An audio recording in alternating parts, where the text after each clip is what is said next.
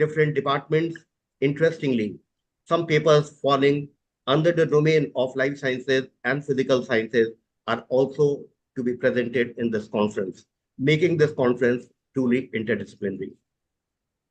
The theme of UDGAM-24 titled as Interdisciplinary Insight, Bridging Boundaries in Social Sciences, explores the meaningful intersections where diverse humanities and social science disciplines converge to offer deeper insights and comprehensive understanding of integrate issues pertaining to human behavior, institutions, social, political, environmental, health, and economic challenges. The theme of the seminar, with the complexity of the social phenomena and thus demands going beyond narrow discipline centered silos and boundaries and embracing interdisciplinary perspective. The richest insights are likely to emerge at the crossroad of disciplines, where dialogues between cross disciplines are promoted to foster new methodologies, better research questions, and richer solutions to address problems and suggest more acceptable solutions of the global and local problem. For the last more than 2 decades or so, interdisciplinary research endeavors gained momentum in the Euro-American context. In this context, and in this continuation, the association of 21 leading research-intensive universities have formed the League of European Nations. It is called LIRU. This organization is called LIRU, formed in 2002, which marks a significant advancement in bridging boundaries across discipline. At present, LIRU members institutions include top QS-rated universities who are focusing on interdisciplinary research through large collaborative teams of academicians, scholars, practitioners, and researchers. A brief of 50 research projects which are currently functional are showcased in their official websites. All these projects have received adequate funds from national and international funding agencies. Here, it is interesting to note that at many as 300 Nobel laureates who are either served as alumni working in the LIRU universities or are associated with the university are actively involved in this interdisciplinary venture. The UN has also acknowledged that myriad global issues and concerns are very complex and interconnected in nature, and interdisciplinary insights and collaboration across disciplines is imperative.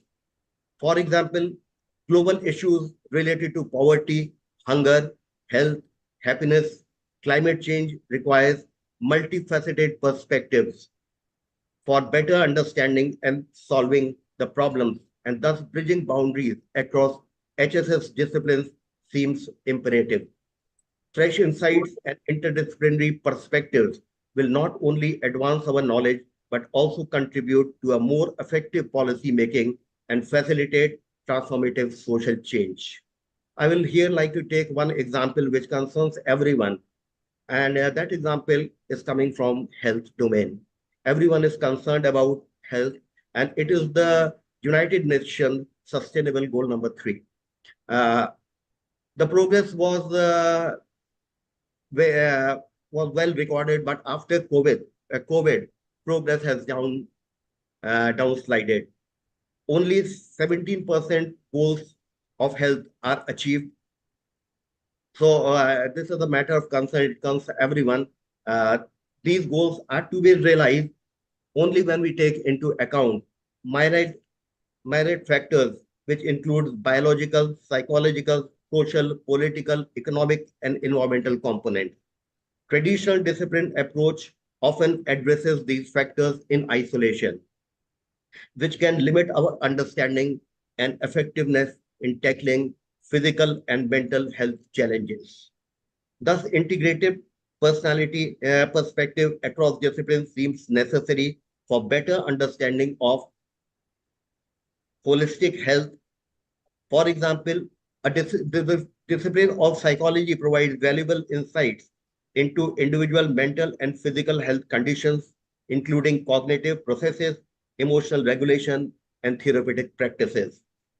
It focuses on understanding health at an individual level and developing interventions such as cognitive behavioral therapy. On the other hand, sociology examines the role of societal factors such as social support, economic status, and cultural norms. It addresses how these factors impact mental health on a community and societal level, including access to resources and social network. The public health perspective contributes by analyzing patterns and trends of health across populations. It emphasizes the importance of preventive measures, policy development, and community-based interventions. Furthermore, studies explore how factors such as urbanization, pollution, and climate change affect our health. Research in this area can provide insights into how environmental stressors and living conditions contribute to health and how changes in the environment might improve our happiness and well-being. Furthermore, the discipline of economics offers insight into the financial aspect of mental health, including the economic burden of mental disorders and the impact of economic policies on health services. Understanding these economic dimensions can help in crafting policies that support mental health care facilities and affordability. Often community-based program and public health campaigns involve experts and volunteers from various professional and scholarly background for removing stigma and promoting health and wellness to cross-section of the society members. Thus, a contribution from different disciplines seems imperative if we want to address the problem, which has to be seen from multiple angles. So, I think interdisciplinary efforts which are going on, which are in progress across the world, and and the UGC has also issued some guidelines as to how to open the research intensive universities. Some of the research intensive universities are taking shape. So I think these kind of efforts are very much needed to understand the complexity of a different type of phenomena, which includes health also. With these introductory remarks about the ethos and thrust of the conference, I wish to conclude. In this national conference, we are going to hear insightful and scholarly address from eminent academicians and contributors to this conference. We are confident that the outcome will add to our knowledge base and deliberations will enlighten us all. On behalf of Swisha, I extend my thanks to all who have graced this occasion. Thank you very much. Thank you so much, sir. Ladies and gentlemen, let me invite now Rector and Dean FDSR and Patron UDGAM 2024, Dr. Santosh Dhar, a distinguished individual known for her wealth of knowledge, innovative ideas, and strong academic presence to give the welcome address and set the tone for today's proceedings. Ma'am, please. Thank you, Sheetal.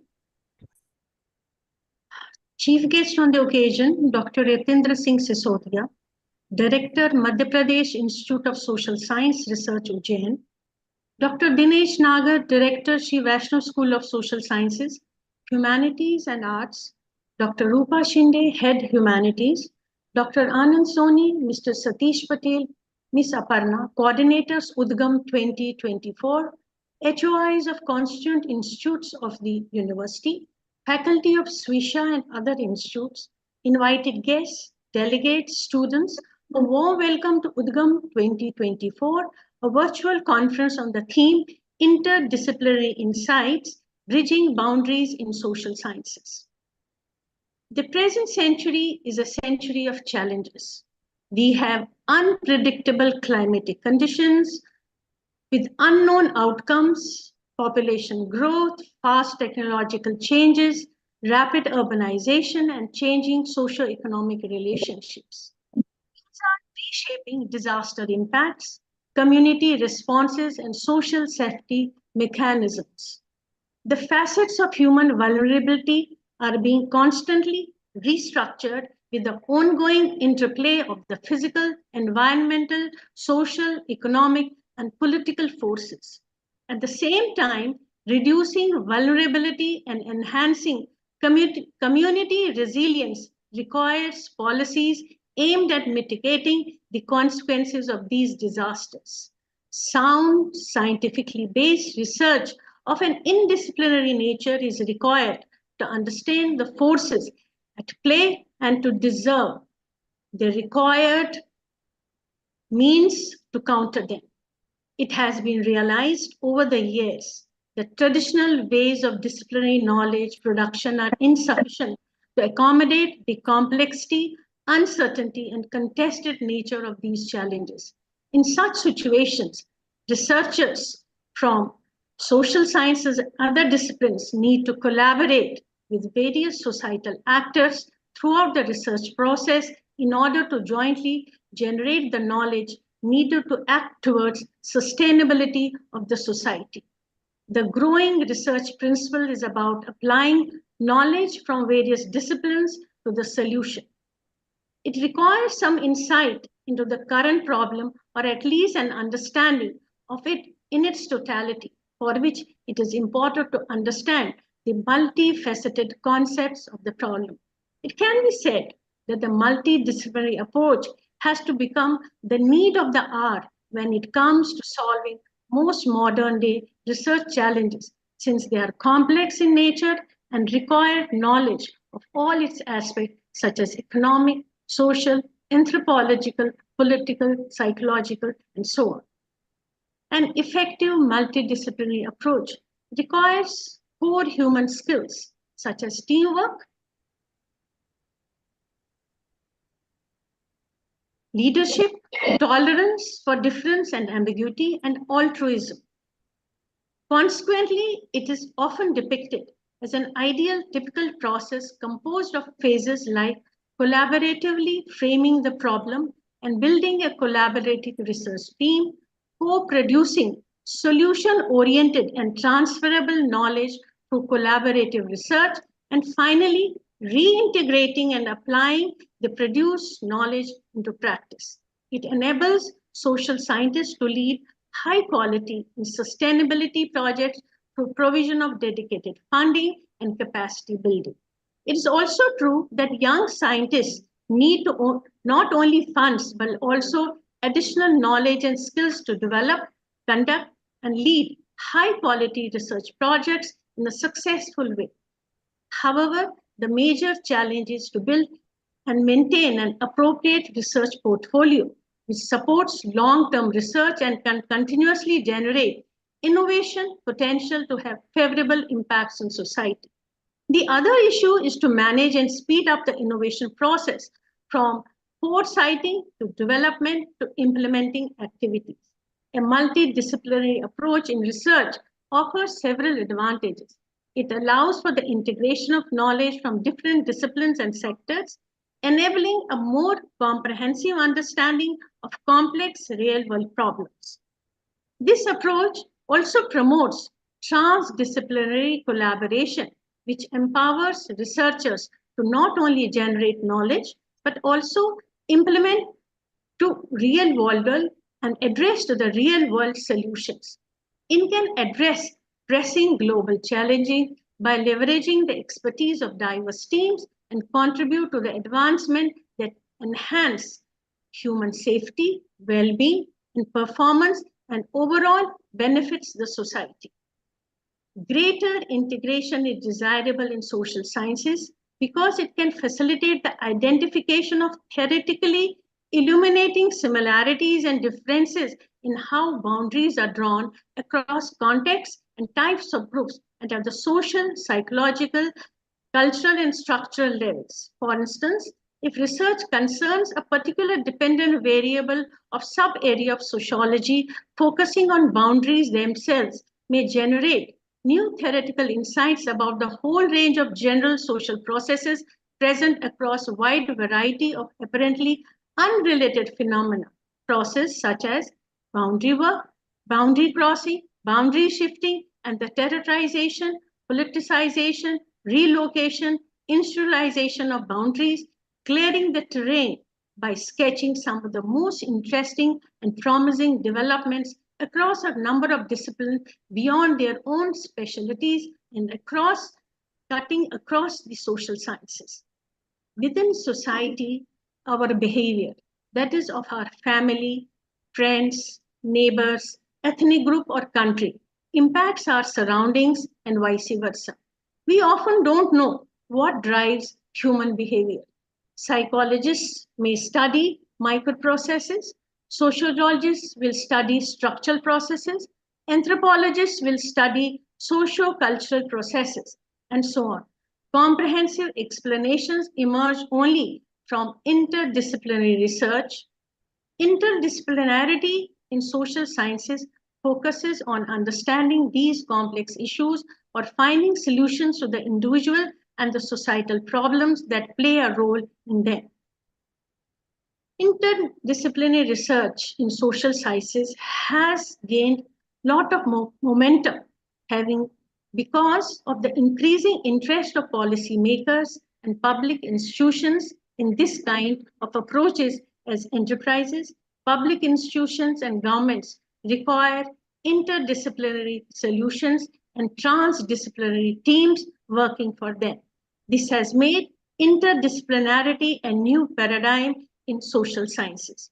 With these words, I once again extend warm welcome to our chief guest, Dr. Yatindra Singh Sisodia, and wish all the participants a happy learning during these 2 days conference. Thank you so much. Thank you so much, ma'am. Writing a perfect research paper is no less than a military operation, as it demands discipline, foresight, research strategy, and if done right, ends in a total victory. Ladies and gentlemen, it's now time for a special moment as we unveil e-Souvenir Samavesh 2024. This publication is a testament to the dedication and hard work of our contributors who have shared their insights and research experiences with us. I request our chief guest, along with all the dignitaries, to please release e-Souvenir Samavesh 2024.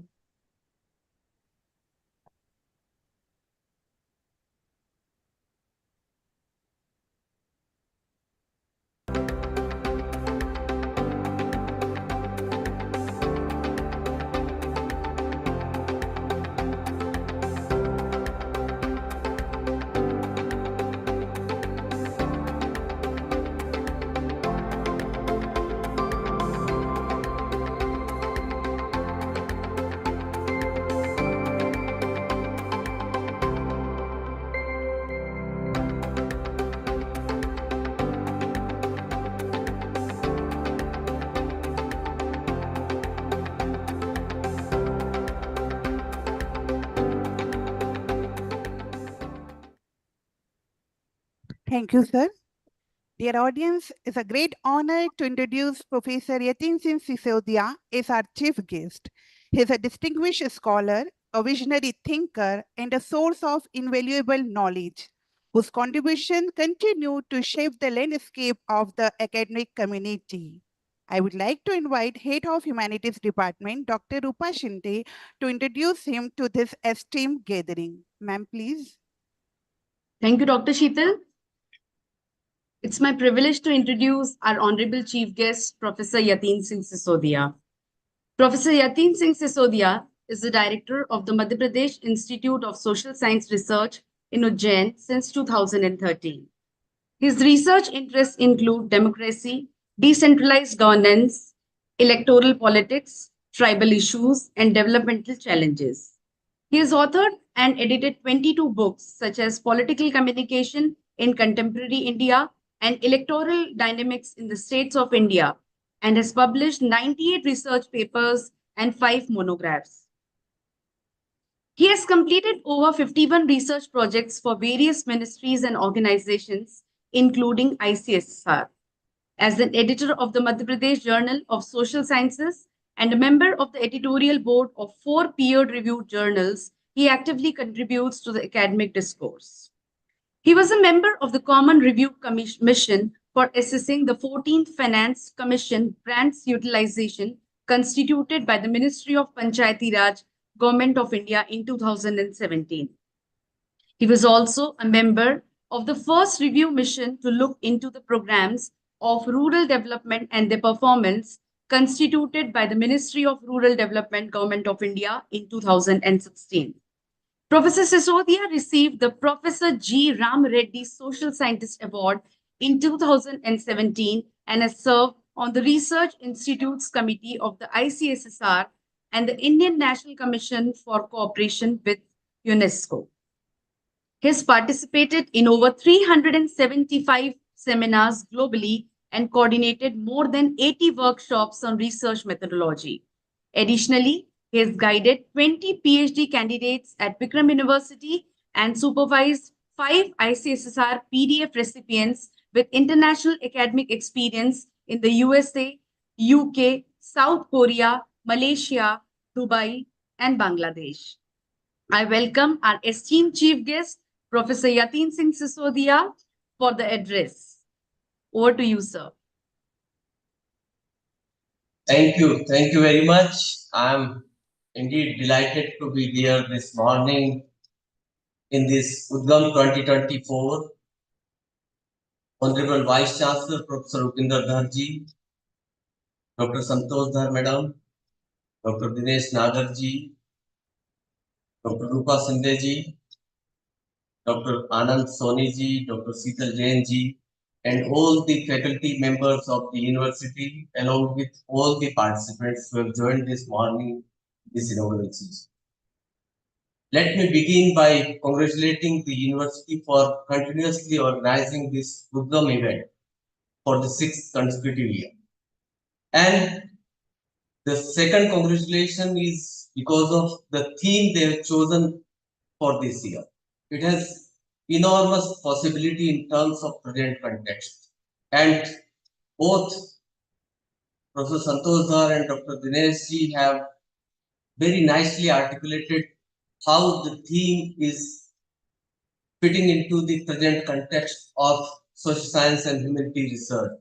So I congratulate once again university, and it has been thriving like anything under the tutelage of Professor Dhar over a more than years time. And when I was looking into the sub-themes of this conference, I think all the major concerns of the globe today are being covered by this conference, starting from sustainable development goal to healthcare to economic inequality to environmental governance to Indian foreign policy, language and diversity, media, migration, Indian knowledge system, policy measures, public policy.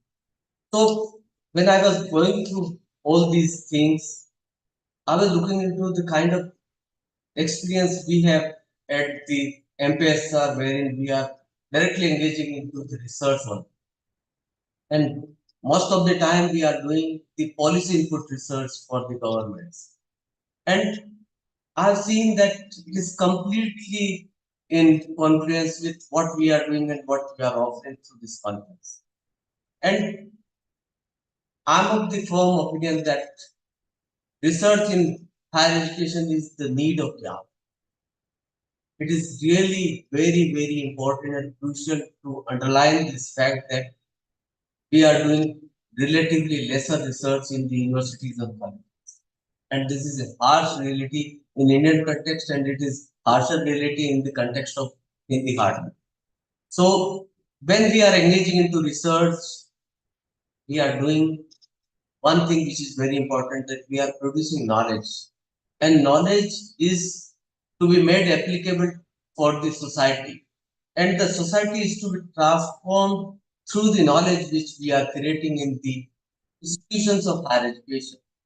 And it is also very, very important and crucial that without research in higher education, the education will become stale and sterile. And it's really important that if we are engaging into research, we are going to revitalize the entire teaching.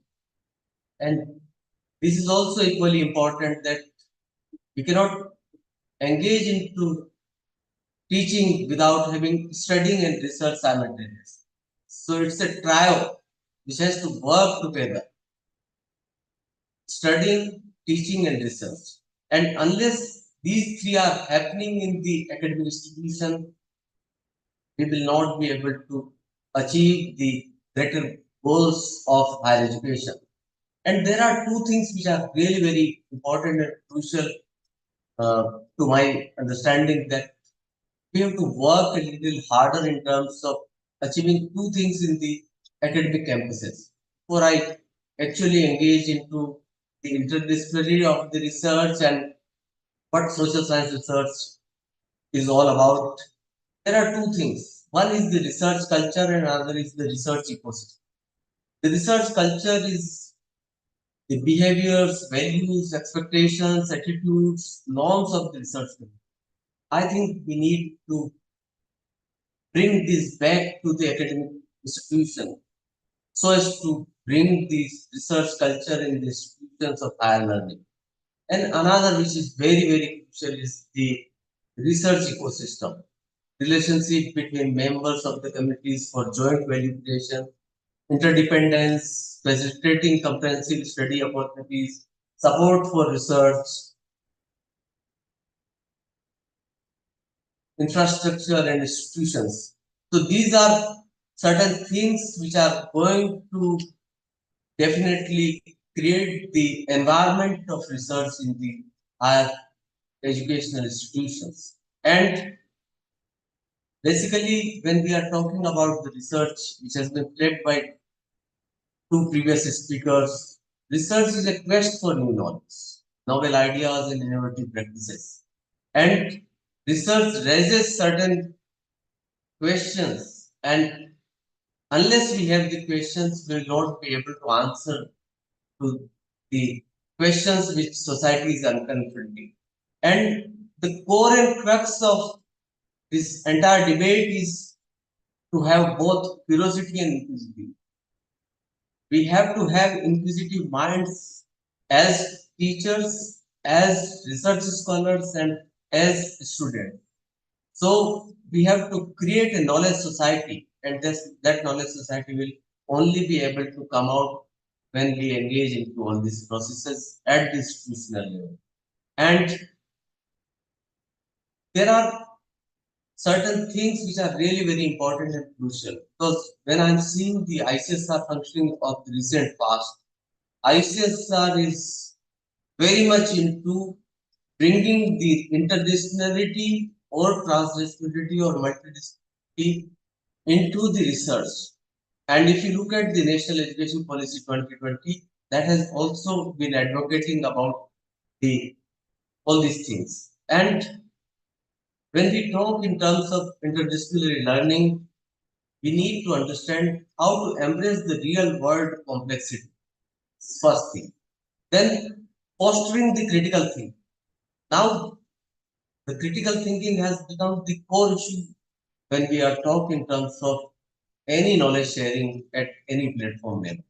And encountering the collaboration. The collaboration has become a buzzword in the academia these days. And how to enhance the creativity and innovation. And again, how to address the complex global issues. I think all these can only be addressed through the interdisciplinary approach of engaging into social science and humanities. And one very important line which has also been referred to one of the speakers, that we often don't know what drives human being. Psychologists study microprocesses, sociologists study structural processes, anthropologists study socio-cultural processes, and so on. Comprehensive explanations emerge only through the interdisciplinary.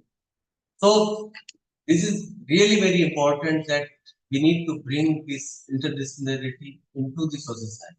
And even if in our campuses, if you start thinking, if you are picking up a problem of society and we are engaging simultaneously from the different disciplines with our own ontological, epistemological method and methodological intervention to a single problem, we will be able to address the problem comprehensively and in a holistic manner.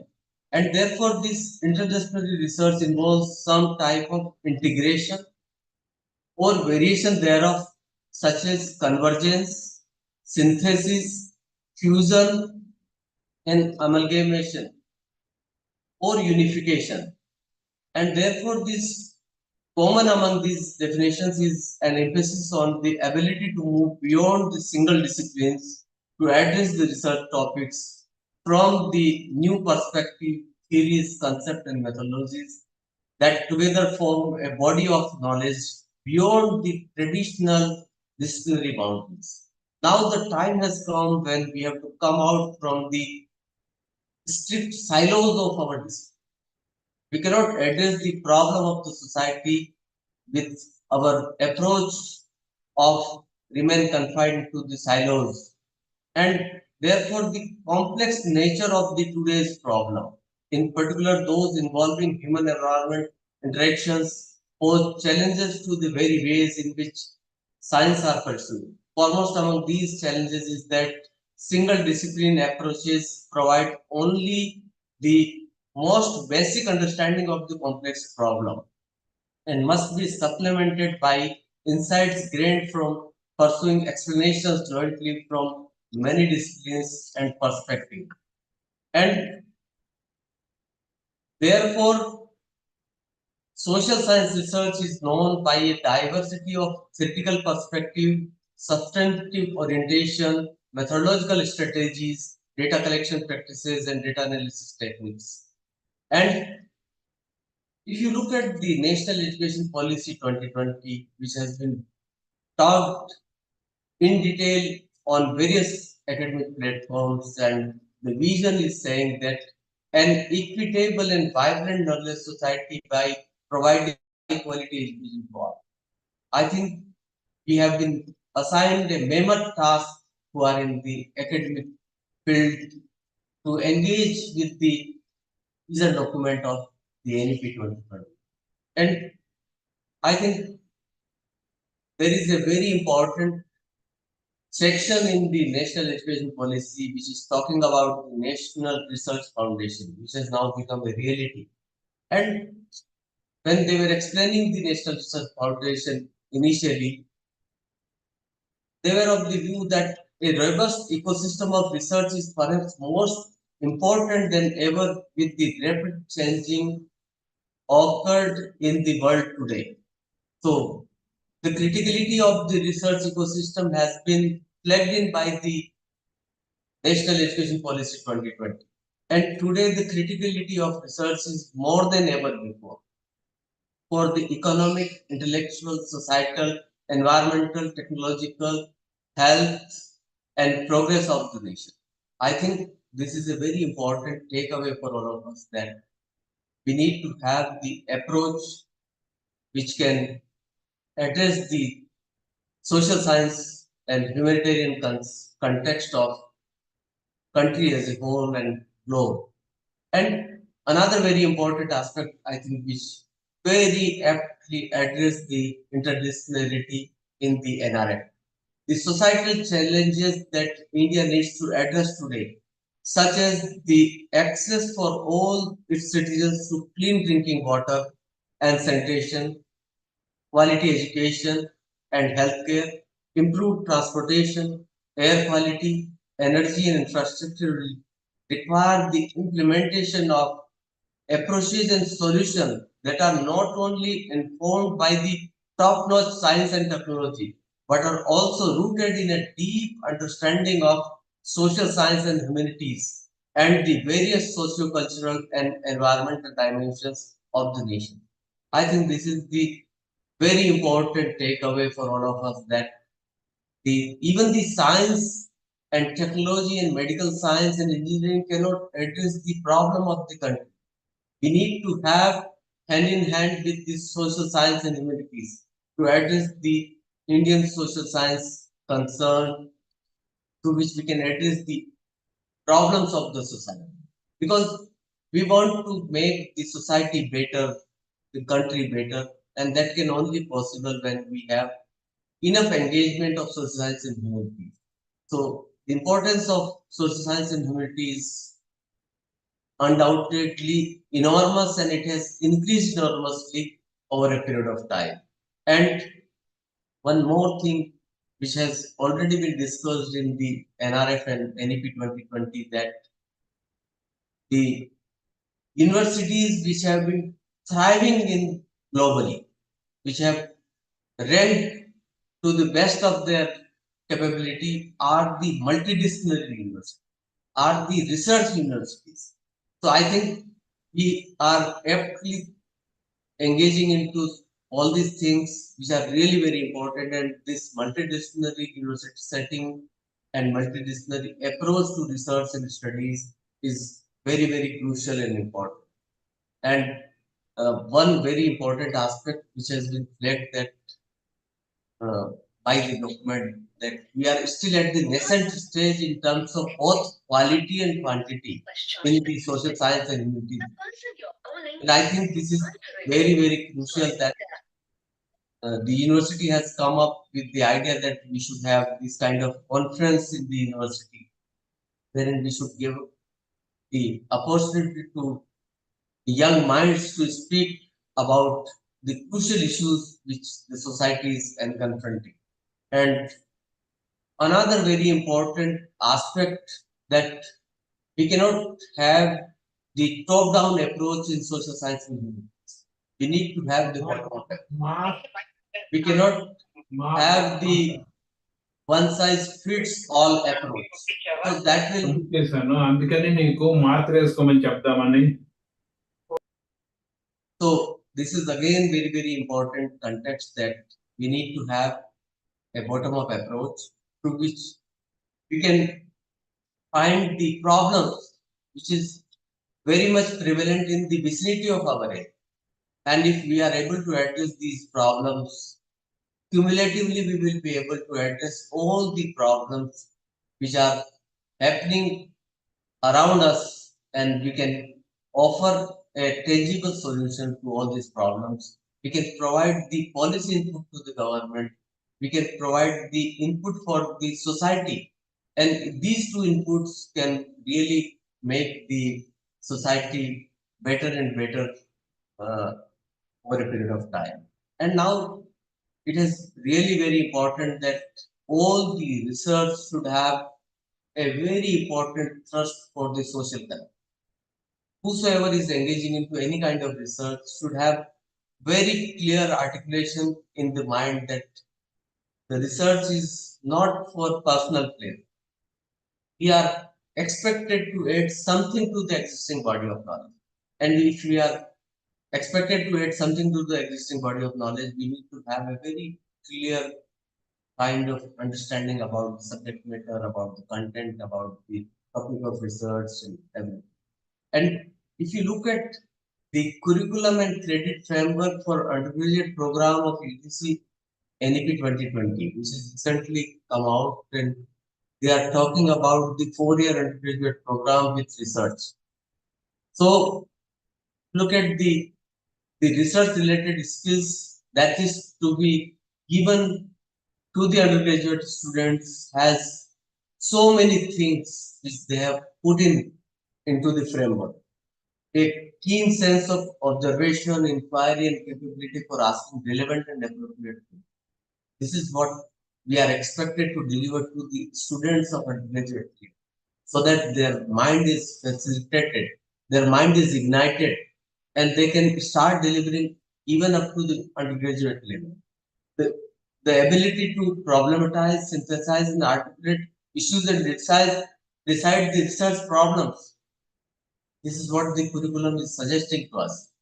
The ability to define problems, formulate appropriate and relevant research questions, formulate hypotheses, and test hypotheses using qualitative and quantitative data.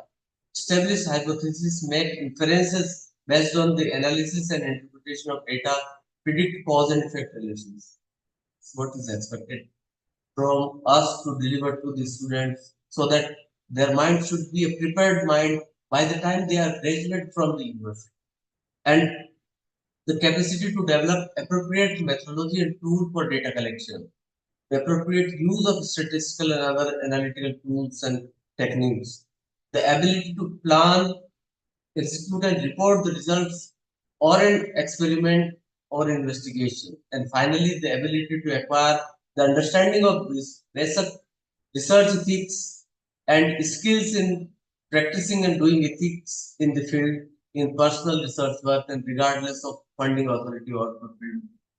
I think when we are able to give all this to the students at the undergraduate level, when one is pursuing honors with research, it's completely a student who is almost ready to pursue this.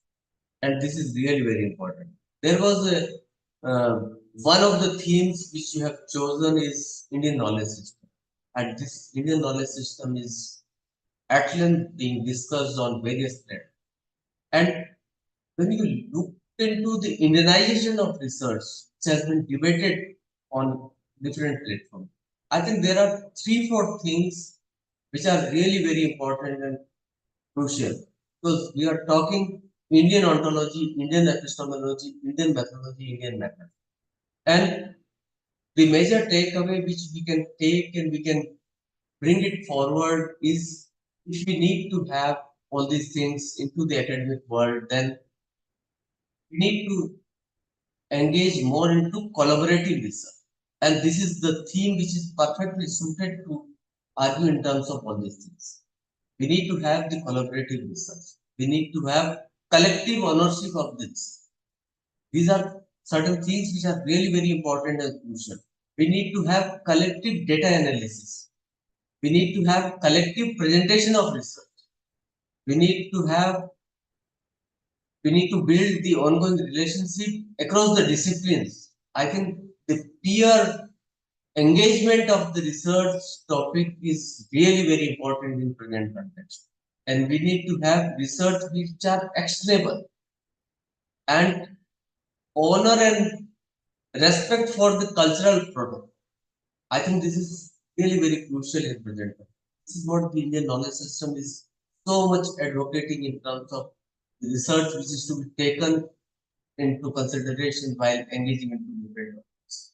And local knowledge is to be embraced and that is to be taken into consideration forward. So this is also very important. And I think there are certain issues which are just I'm flagging in certain things that are very crucial and important. Whenever we talk in terms of India, we cannot think of India without budgeting adequately the rural India into our entire focus. And still we need to work a little more in terms of rural India.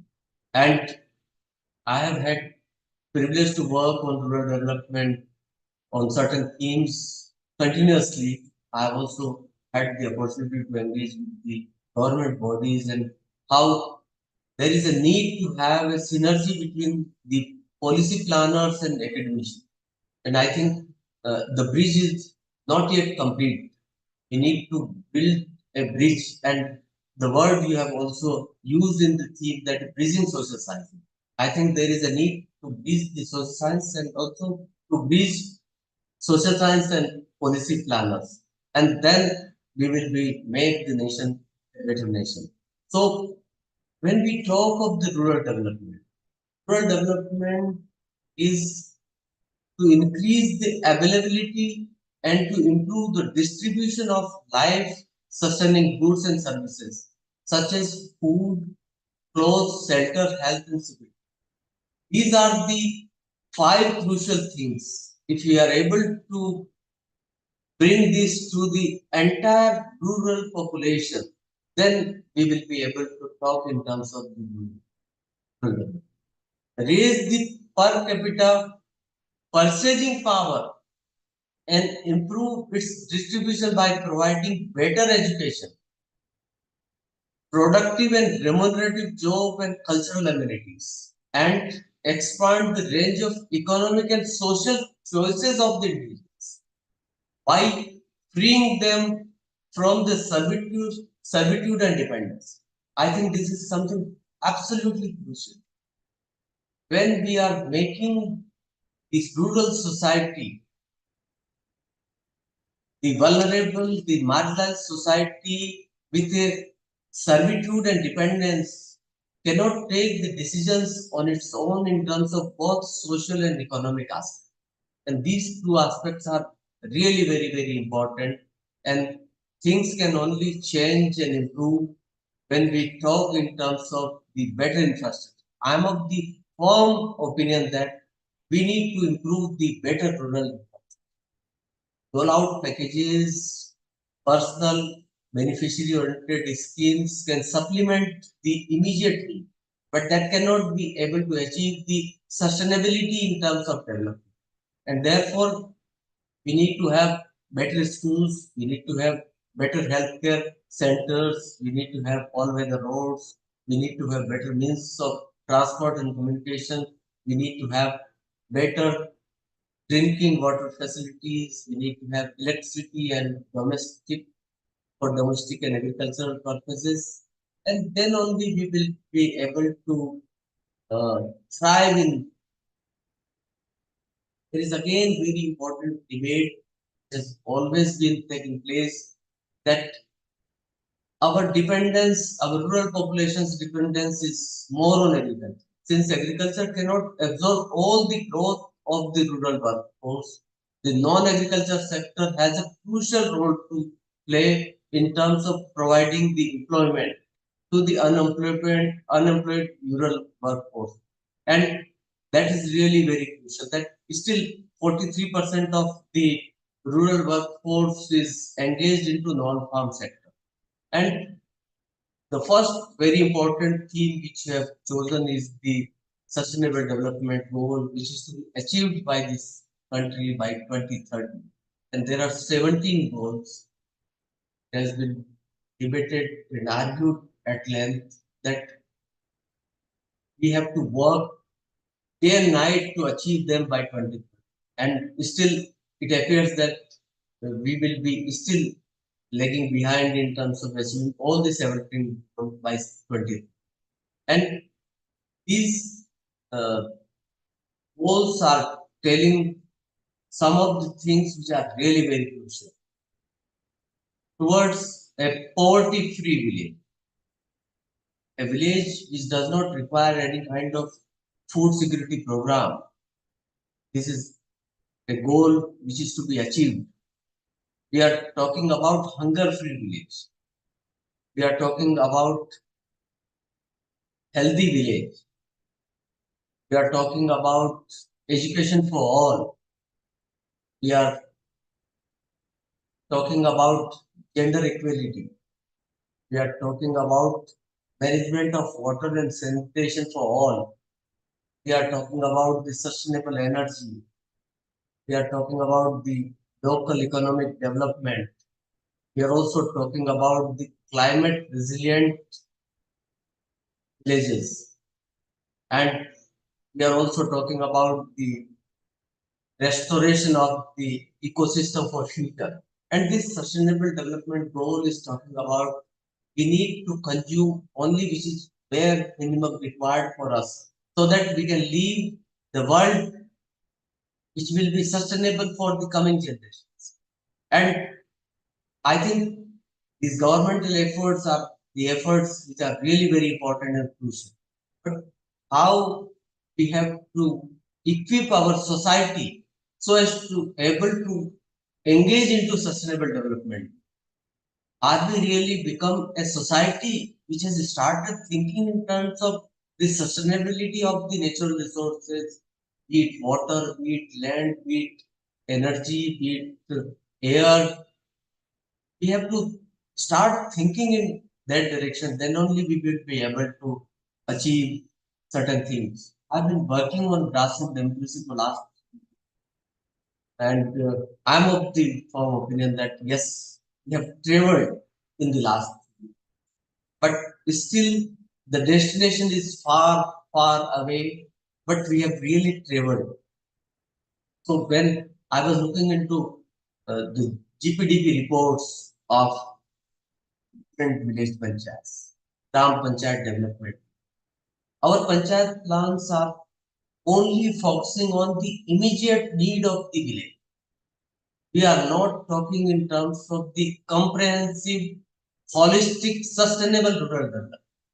And how it will happen? It will happen only when we are able to engage with the rural political leadership and the rural society that these are the things which are to be taken into consideration when you think in terms of your. You have to go back to Gandhi's Atmanirbhar Gaon. Oh, that will only become possible when through our research, if we are able to percolate down and through our popular writings, if we are able to sensitize, orient our society. And there are certain things which are to be given to the society only through the higher education, only through the institutions of higher learning. They can only give this input to the society that look, these are the rules and these are the norms.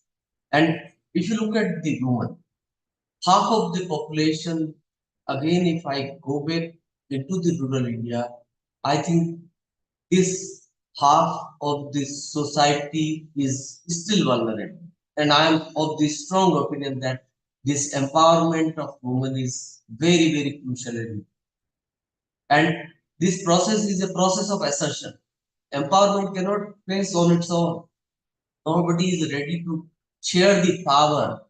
And I think these five things which can really make change into the rural woman or woman in any society, being confident, assertive and decisive, controlling, focusing, fearless and ambitious.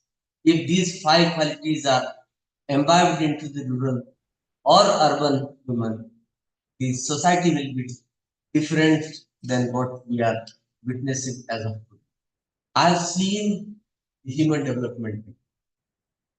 Do not have the recent human development report because that has not happened in recent past. But if you look at the human development report of India, you can easily segregate the country into different sectors. Some of the states are thriving like anything. The examples is of Kerala, Goa, Sikkim.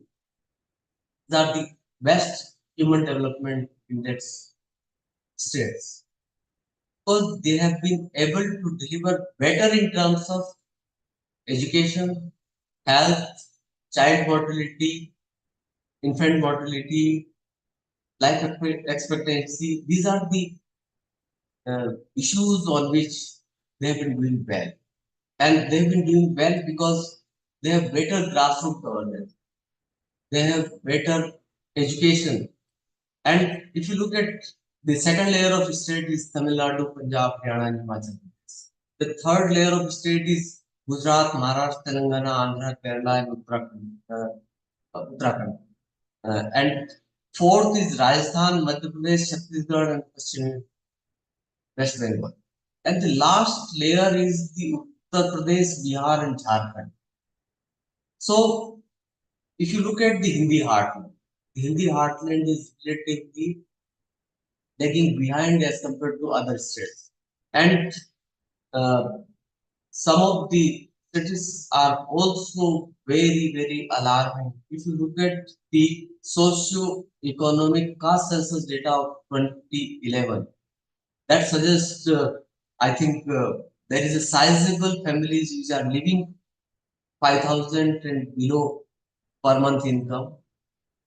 There is a sizable number of families which are below poverty line, uh, which are landless families, and there are certain crucial issues which are to be addressed through such kind of conference. And I think the canvas you have taken into consideration for this conference has enormous potential to address all the major problems of the country. And I think the outcome of this conference can be very, very crucial. And therefore, I believe and I am confident that the conference will be able to address the interdisciplinary insights in the context of social science and humanities. And I would urge the young faculties and research scholars to bring the academic rigor into all this. This creativity and curiosity are the core of the academic research, and I think it's a joint responsibility of all of us to bring the culture of research and culture of uh, research ecosystem both into our academic campuses. And I think uh, through these kind of events, we will be able to bring the core issues of discussion to the mainstream, and through the publication of such conference proceedings, the issues which are really crucial for the society will be very important contribution both society and policy planners. And I hope and pray that this conference becomes a successful event. I'm really honored and thankful to be part of this event. I really thank all the listeners for a very patient listening. Thank you very much. Thank you so much, sir, for your insights. And thank you so much, sir, for sharing your idea of the importance of trio in education institution, that is studying, teaching, and research. Your words have perfectly shaped the beginning of this conference, sir. Thank you once again, sir. Dear audience, I would like to invite now Conference Coordinator UDGAM 2024, Dr. Anand Soni, to propose words of thanks.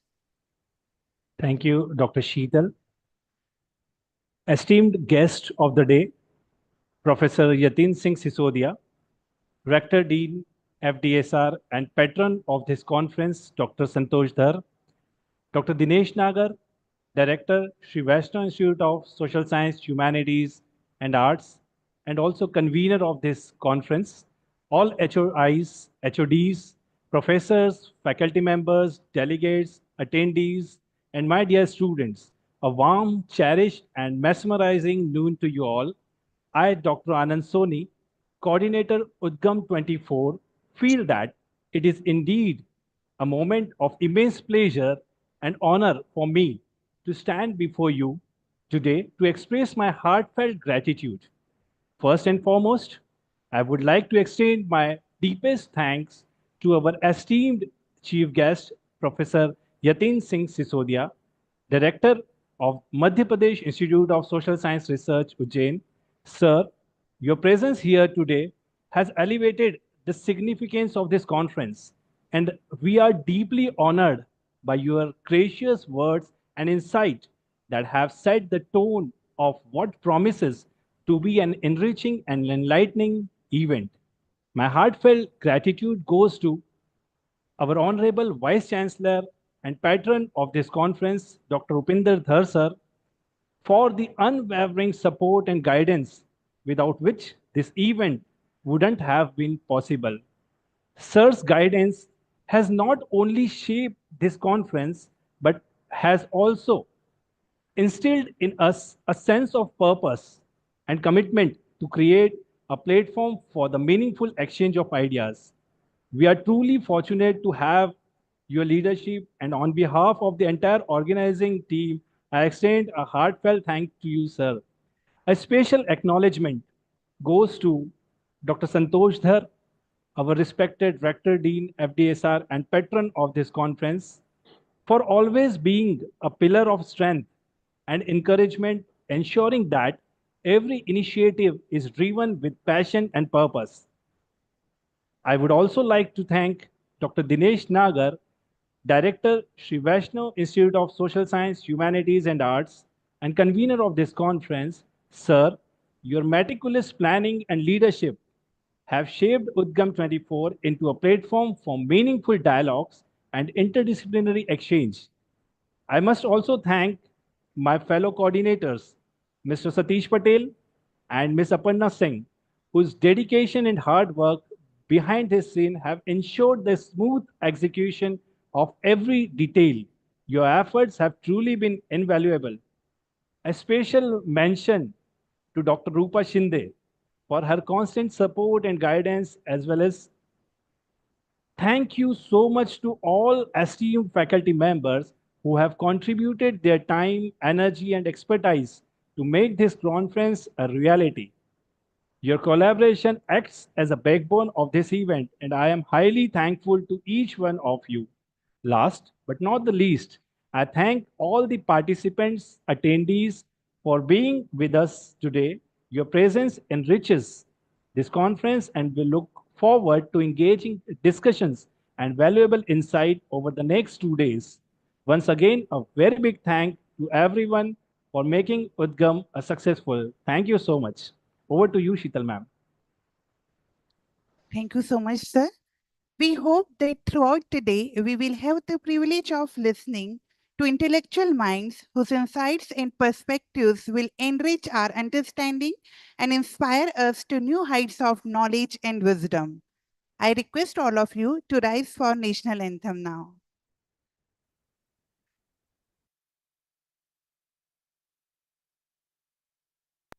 जनगण मन अधिनायक जय हे भारत भाग्य विधाता पंजाब सिंध गुजरात मराठा द्राविड उत्कल बंगा विंध्य हिमाचल यमुना गंगा उच्चल जलधि तरंगा तव शुभ नामे जागे तव शुभ आशीष मांगे गाहे तव जय गाथा जन गण मंगलदायक जय हे भारत भाग्य विधाता जय हे जय हे जय हे जय जय जय जय हे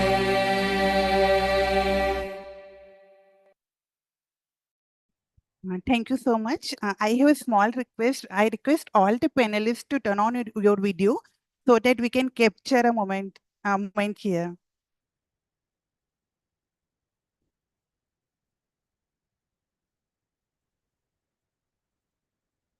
Thank you, everyone. Now I invite Dr. Amit Joshi sir to continue with the next session.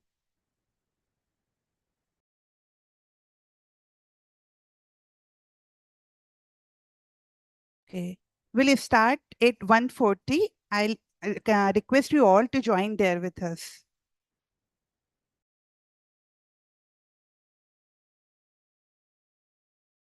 Thank you so much, sir. Thank you so much. Thank you so much, sir. Thank you so much, Rupa ma'am. Thank you, ma'am. Thank you, sir. Thank you, sir. So everything went very well. Thank you, ma'am. Thank you. So well begun is half done. Thank you. Thank you.